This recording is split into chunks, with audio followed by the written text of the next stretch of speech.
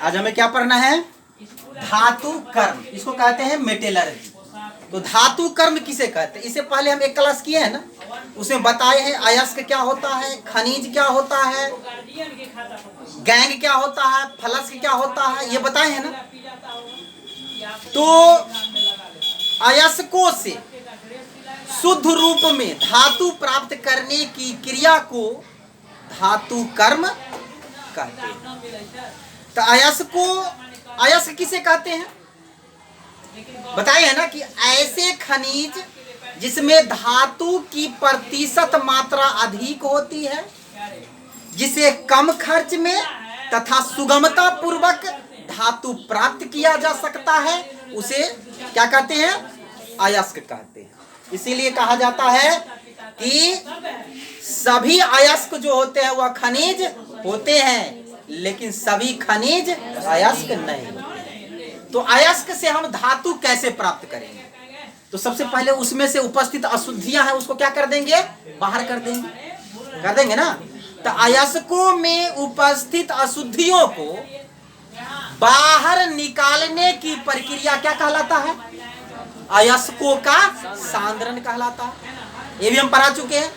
अयस्कों के सांद्रण की विधि हम पढ़ाए हैं, जिसे बताए हैं कि अयस्कों में उपस्थित अशुद्धियों को किस प्रकार अलग करेंगे। किस प्रकार करेंगे?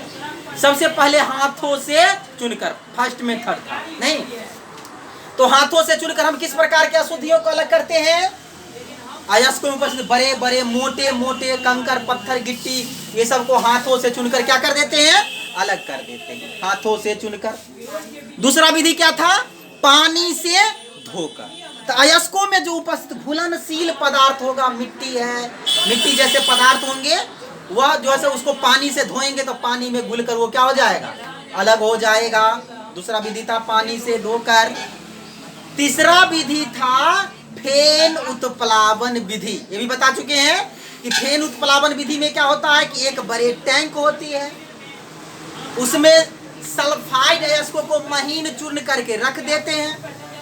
उसके बाद उसमें यूकलिप्टस तेल या पाइन तेल को रख के हवा का झोंका प्रवाहित करते हैं, नहीं, जिससे उसमें झाग उत्पन्न होता है। तो सल्फर जैसी अशुद्धियां झाग के साथ ऊपर आ जाता है और अयस्क जो है सो नीचे बैठ जाता है, नहीं। और अगला विधि हम बताए थे चुंबकीय पृथक्करण विधि, बताया हूं ना। तो चुंबकीय पृथक्करण विधि में होता है कि इस विधि में वैसे अयस्कों का सांद्रण किया जाता है जिसमें अशुद्धि के रूप में चुंबकीय पदार्थ होता है। वो भी हम बताए हैं कल कि एक चुंबकीय ध्रुव पर, एक फीता पर अयस्कों को महीन चूर्ण करके रखते हैं, जिसके कारण वो नचाते हैं उसको, नहीं, जिसके कारण चुंबकीय अशुद्धि जो है अलग हो जाती है और चुंबकीय धातु जो होता है क्या हो जाता है? अलग हो जाता है, नहीं। तो ये सब तो हम अयस्कों का सांद्रण की विधि पढ़ लिए। आज हमको पढ़ना है मेटेलर्जी, धातु कर्म। तो आप इसका परिभाषा लिख सकते हैं कि अयस्कों से शुद्ध रूप में धातु प्राप्त करने की प्रक्रिया को धातु कर्म कहते हैं। तो सांद्रण के बाद धातु हम कई विधि से प्राप्त करते हैं। तो एक विधि है कि धातु प्राप्त करने के लिए धातु को क्या करते हैं? उसके ऑक्साइड में बदल देते हैं और उसके बाद उसका अवकरण करके धातु प्राप्त कर लेते हैं। तो सबसे पहला विधि हम आज बताते हैं आप लोगों को। इसके बाद जारन, जारन इसको अंग्रेजी में कहते हैं रोएस्टिंग। क्या कहते हैं? रोएस्टिंग, ROASTING, रोएस्टिंग। इसको जारन या भर्जन भी बोलते हैं, भर्जन। तो जारन या भर्जन क्या होता है पहले समझ लीजिए। जारन एक ऐसी प्रक्रिया है जिसमें सांद्रित अयस्कों को वायु की उपस्थिति में धातु के द्रवनांक से कम ताप पर कसकर गर्म करते हैं, जिससे उसकी अशुद्धियां ऑक्साइड बन के बाहर निकल जाती है और धातु ऑक्साइड में बदल जाता है। ये इसकी परिभाषा हो। पहले समझ लीजिए कि इस जारन की प्रक्रिया जो है मुख्य रूप से सल्फाइड अयस्कों के लिए किया जाता है। तो सल्फाइड अयस्क हम आप लोगों को धातु के अयस्क भी बताए हैं, जिसमें जिंक ब्लेंड भी बताए होंगे, जिंक सल्फाइड, जिंक का अयस्क, गैलेना, PbS, लेड का अयस्क बताए है ना। तो इसको पहले बढ़िया से क्या कर देंगे, धो देंगे, यानी सांद्रण कर देंगे। अब इसको क्या करेंगे, वायु की उपस्थिति में, ऑक्सीजन की उपस्थिति में कस करके क्या करेंगे, गर्म करेंगे द्रवनांक से कम ताप पर। इसमें ये किसका अयस्क है, जिंक का अयस्क है। तो जिंक का जितना द्रवनांक होगा ना, उससे कम ताप पर एकरा गर्म करेंगे, ना तो ज्यादा कर देंगे तो जिंक गलिए जाएगा, पिघलिए जाएगा ना। तो कम ताप पर इसको गर्म करेंगे तो ये बन जाएगा जिंक ऑक्साइड। धातु ऑक्साइड में बदल गया, अब प्लस सल्फर डाइऑक्साइड SO2 बन गया ना। तो इसका अशुद्धियां सल्फर था, अशुद्धियां क्या हो गया, ऑक्साइड बनकर बाहर निकल गया। और धातु जिंक था, जिंक ऑक्साइड में बदल गया। वही प्रक्रिया यहाँ भी होगा गैलेना के साथ, यानी PbO प्लस SO2। इसका हम संतुलन कर देंगे, इसको लो संतुलन कर दिए, इसको संतुलन कर दिए। तो ये धातु, ये सीसा जो है ऑक्साइड में बदल गया। तो यही प्रक्रिया जो हुई तो क्या हुआ, जारन या भर्जन हुआ। समझ में आई बात। चलिए ये रिएक्शन आप लिख सकते हैं, पहले परिभाषा लिखिए। चलिए दूसरा टॉपिक क्या है, निस्तापन। जारन के बाद क्या है, निस्तापन। तो निस्तापन क्या है पहले जानिए, बस इसका अपोजिट है, जारन का अपोजिट होता है सो निस्तापन होता है।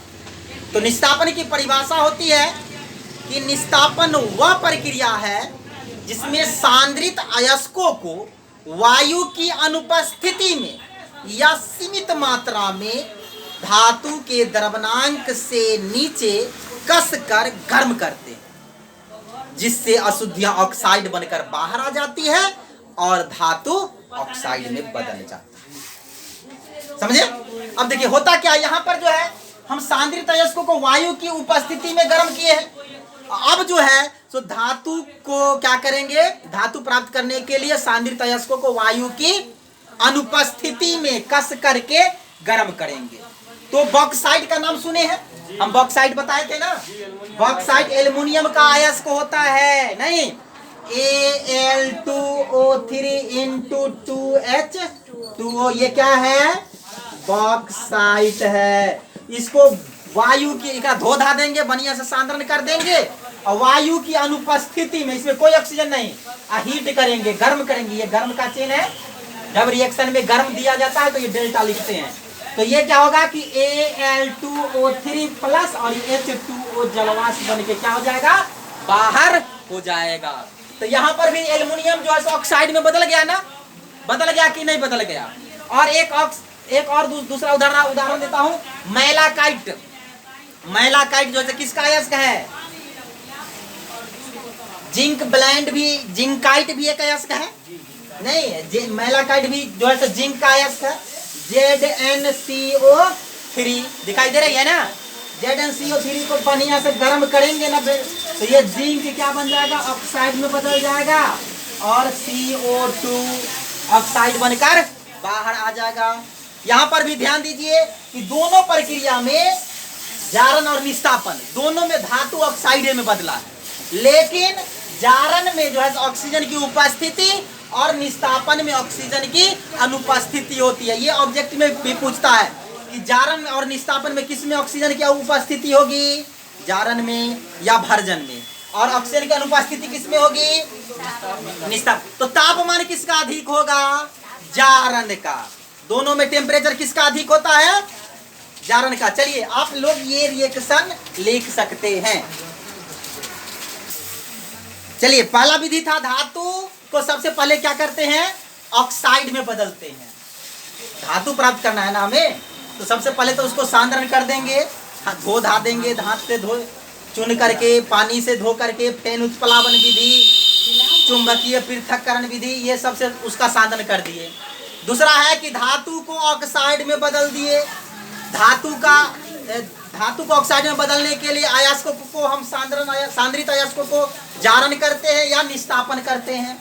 उसके बाद धातु कौन सी में बदल जाता है, ऑक्साइड में बदल जाता है। अब क्या करना है, ये धातु को हम प्राप्त करना है ना, तो धातु के ऑक्साइड को अवकरण करेंगे।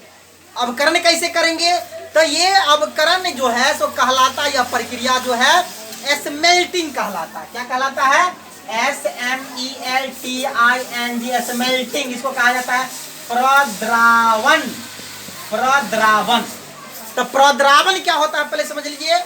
इसकी परिभाषा होती है कि धातु के ऑक्साइड को किसी अवकारक को मिलाकर, धातु के ऑक्साइड में किसी अवकारक को मिलाकर धातु में परिवर्तन कर देना, धातु के ऑक्साइड से धातु में परिवर्तन कर देना स्मेल्टिंग कहलाता है।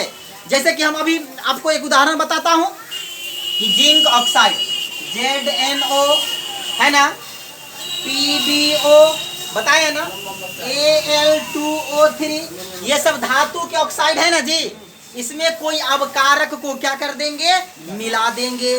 तो कोई अवकारक यानी कार्बन ज्यादा अवकारक का काम करता है, तो कार्बन अगर इसमें मिला दिए तो ये जिंक बदल गया Zn में प्लस कार्बन मोनोऑक्साइड, ये गैस बन के बाहर आ गया, तो अवकृत हो गया ना, जिंक ऑक्साइड अवकृत हो गया, तो ये धातु प्राप्त हो गया ना हमको। उसी प्रकार Pb प्लस CO, उसी प्रकार Al प्लस CO।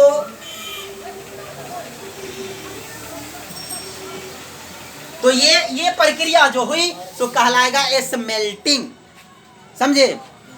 ये आप लिख सकते हैं।